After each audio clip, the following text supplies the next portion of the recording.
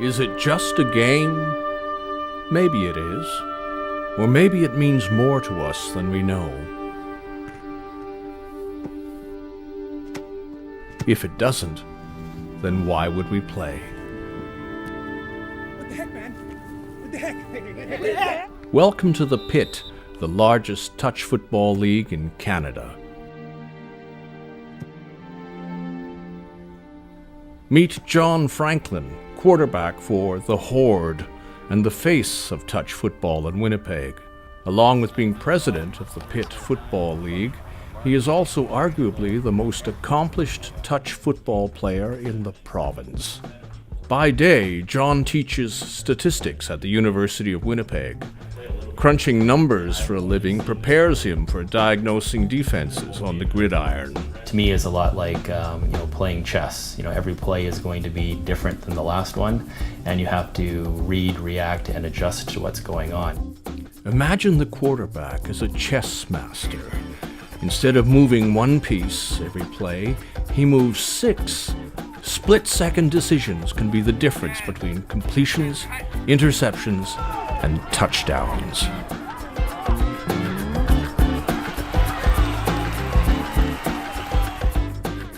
Once you get a sense for the intensity of each play, it's easier to understand the passion of the Pit's 3,500 players who dedicate evenings and weekends year-round to play the game they love.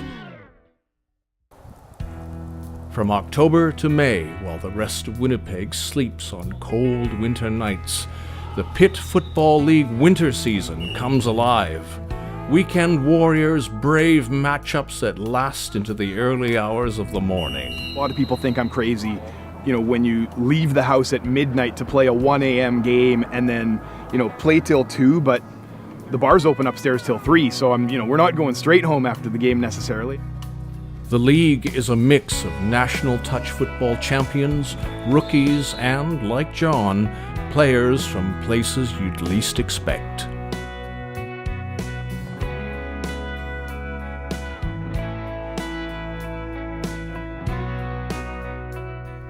Meet Lawson, one of Winnipeg's finest line dancing instructors and the Pit's oldest active player. At 77 years young, Lawson says at this stage of his career, football keeps his legs fresh for dancing. And fresh they are.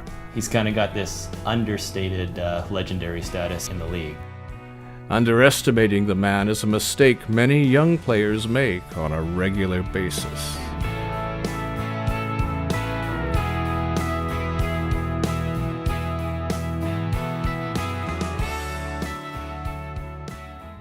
Lawson isn't your typical 77-year-old. He starts his day with a workout, usually before heading out to the tennis court. If you take a look back on Lawson's life, his accomplishments in sports become less of a surprise. He's a man of many talents who's been many places. In the winter, he heads down to the southwest United States, where he maintains his sense of adventure while continuing to teach line dancing in Arizona. He was encouraged by his parents at a young age to keep active.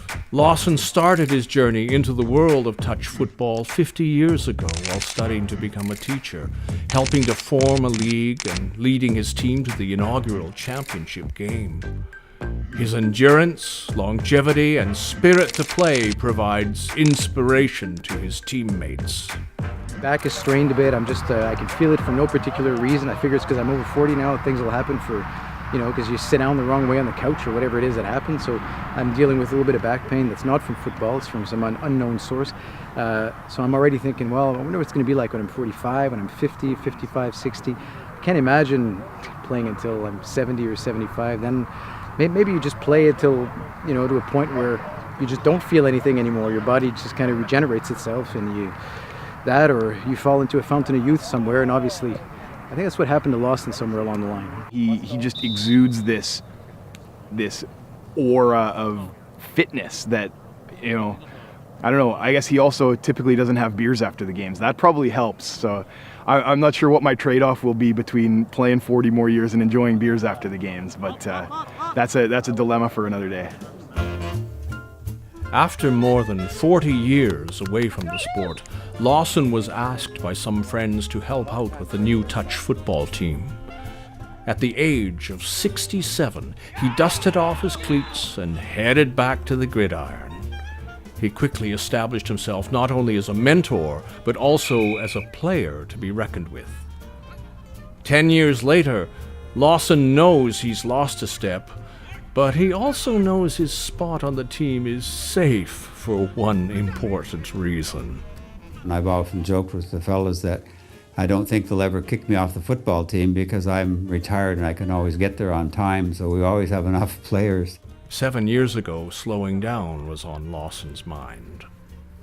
I know when I turned 70, I thought I shouldn't play any more singles tennis, and so I stopped, and then I thought, well, I shouldn't be doing doubles more than an hour because I've got line dancing to teach in the afternoon. And then a couple of years later, somebody asked me to play singles, so I started again and sort of pushed myself carefully without, going too hard, and ended up going into a singles league, and actually I won a competition, which made me feel good. And then the same with the doubles. We ended up playing doubles the other day, and I think we played for 2.5 hours. I think he just never stops, and maybe that's the key. Maybe it's just, when you think you've had enough and you feel like just stopping and taking a break, you just push through that, you keep moving, because, once you actually stop moving, maybe your body realizes how old it is and it starts acting that way. Well, Lawson's body, I think, never has a chance to realize how old it is. Like his cross-training, Lawson's hobbies and social life remain eclectic. Today, the man of Scottish descent is helping his Lithuanian friends roll some 900 meatballs for community dinner. His ability to connect with a diverse range of people stems from his childhood, one that saw him frequently move from school to school. So I think I found that it came naturally after a while just to go somewhere and meet people and have a close relationship with them. And that seems to be carried on since I've retired. Touch football is a natural fit for Lawson. Realistically, the success of the league depends not only on the ability for us to organize a good football league, but to promote the community feel. Never having a family of his own, Lawson has built one around teammates and friends. But for those who have families, having the flexibility to include sports in their lives can be difficult to achieve. In the pit, many families, both young and old, defy this notion. Meet Easton, the star of the Cox household. Touch football is an important part of the Cox's life. At 6'3", Marshall is a star at the Pit Football League, despite, like so many others in the pit, having not played the sport as a youngster. Marshall's journey to the league came through his wife, Roxana. From the sidelines, Marshall watched his future wife play many games before Roxana invited him to play on the squad. Well, I didn't want to invite myself to some team and I be think the you were worst just player on the waiting field. for the invite, I bet. Yeah. Probably watching people and be like, I could do that. I don't know. I was happy to get the invite anyway. Roxana is one of only 2 players on their team, the Titans, with tackle football experience. She formerly quarterbacked the women's team Manitoba Fearless and represented Team Canada internationally in 2012. Her foray into the tackle game came after a conversation with a friend. He had made a bucket list, and on my bucket list I wrote, I want to wear tackle football equipment and hit somebody. So I thought, great, I'll go to the practice, I'll get to wear my football equipment and hit somebody. The Titans not only have 2 women on the team, but 2 sets of husbands and wives. On game days, quarterback Gavin Panchuk is known for tossing touchdowns to his wife, Sonia. Still, players first encountering the dynamic female duo of Roxana and Sonia tend to get caught off guard while defending the pair. It's kind of like, well, they can't play football. I don't really need to cover them. They're not really going to do well out there. And the first time that they're beaten horribly for a touchdown, other people will start saying, you just got beat by a girl, how could that possibly happen? And somebody else goes and covers them and they get beat badly, and people learn very quickly that they're actually very skilled individuals. The Titans went from a group of friends looking to play a new sport to the top 10 of the 100-team football league. They're driven and competitive, but what's more remarkable is their relationship off the field.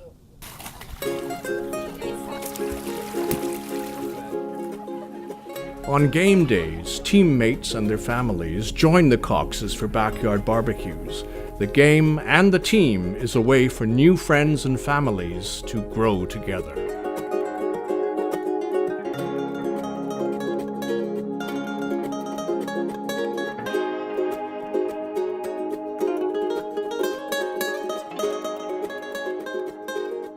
It's really added to my friend base, or whatever you want to call that. Yeah, well, and earlier in the year we went to Mikey's wedding in Palm Springs. And that was basically, we stayed in a condo, and everybody, rented a little condo, and everybody in there, about 10 people, all played in the pit. And they're all just friends. And we just had an awesome weekend just hanging out, going in the pool, going to different places in Palm Springs. The elite division of the pit is where John Franklin quarterbacks the Horde. It should come as no surprise that John embodies what it means to play in the pit. I think socialization is half of it. I wouldn't actually play touch football as much as I love it if there wasn't that social aspect. John's level of play is amongst the highest in Canada. In 2011, his former team, the Avengers, rose from the elite division of the pit to win first place at the national championship, despite lacking the playing experience of their competition, who came from the ranks of collegiate and professional football. It was pretty surreal experience, especially considering a lot of people said that there would be no way that we could compete with those teams, and with all our deficiencies that were perceived, to go out and prove people wrong, it was a lot of fun. After their championship run, the Avengers underperformed back home. Players decided it was time for a change. In a last-minute decision prior to the 2013 summer season, members decided to form a separate team and cut John.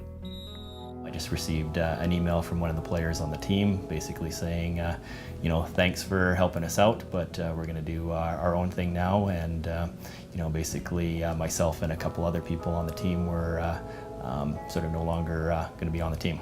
So they kind of just went off on their own.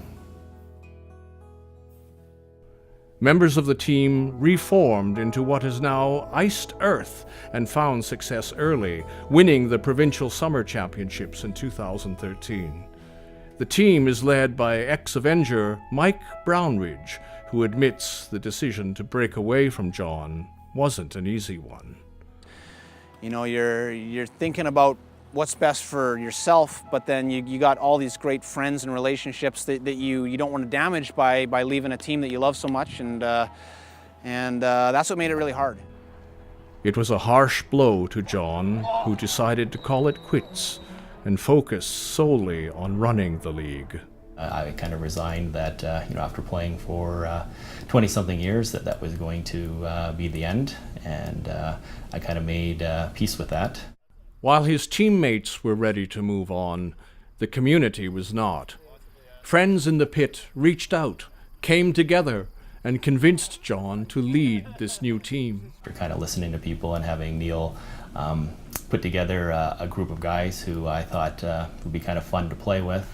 Basically, they twisted my arm and I said yes. Needless to say, there's a bit of a rivalry between Iced Earth and the Horde in the ultra-competitive top division of the league.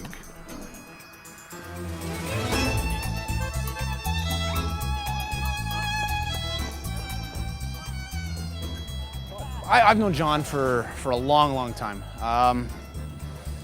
We probably don't socialize as much as we did before, but I don't hold any bad blood or any remorse, with him, and I certainly hope he feels the same with me.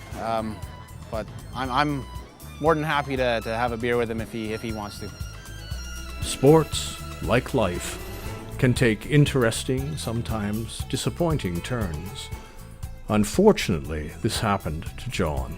But with the help of friends, he was able to overcome his setback and succeed once again. It drove me for a while, probably until we won top elite division with my Horde team. And I think up until that point, I think it did drive me to say, hey, you know what, I can still play. I think that what they did was wrong. And then, realistically, after winning the championship last year, that's kind of faded away. It's just the way of sports. Sometimes when you're doing stuff for that long, it gets a little stale, and as amazing as it was winning the Nationals, it was kind of the pinnacle, and there wasn't necessarily that next goal to go for in our current state in the Avengers. So for me, that was what was next for me, was looking to throw. I always made the joke that anybody can be cut, anybody can be traded. One of my favorite hockey players, Wayne Gretzky. My favorite football player, which I try to pattern myself after, is Joe Montana. And same thing happened to him after multiple Super Bowls.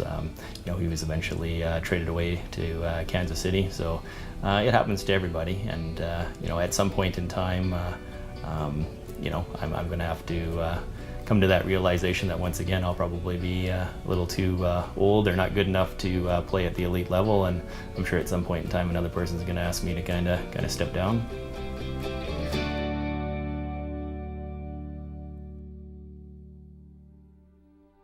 Community, competition, that inner drive to succeed, to get the most out of life. The game offers more than a set of rules, a ball, and a field.